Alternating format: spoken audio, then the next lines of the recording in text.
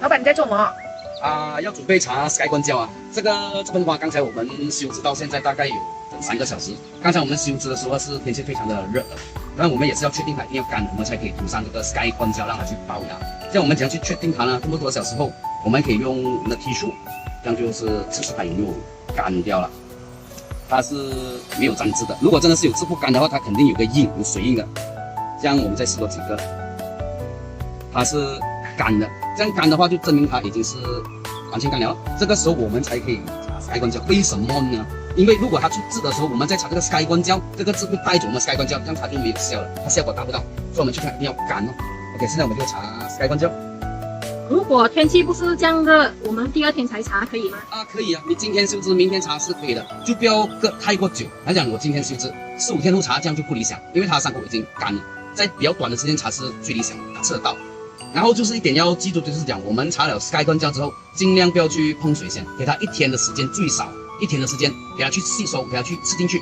这样之后呢，我们浇水打肥是没有问题的，因为它已经吃进去了，然后它可以做到防水的作用，这个非常的好。好，我们就查 Sky 关胶了。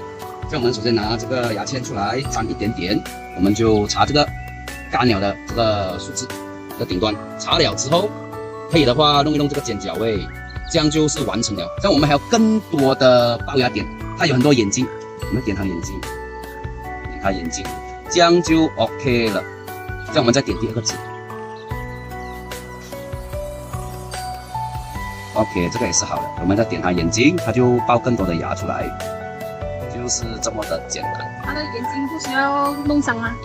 这个因为我们修了顶端之后呢，它就不需要去弄伤它眼睛，因为它已经有伤口要治疗了，这样它会传达下去。我们再点它眼睛，它就会爆牙了的。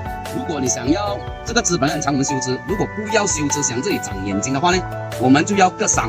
怎样割伤呢？我们可以用刀切伤它。怎样切啊？切的话，因为我现在没有用刀，我可以用手指甲。你看这个眼睛是吗？我们就弄伤它，轻轻的，它就有伤口了。像那个伤口 ，OK， 看到吗？有伤口了。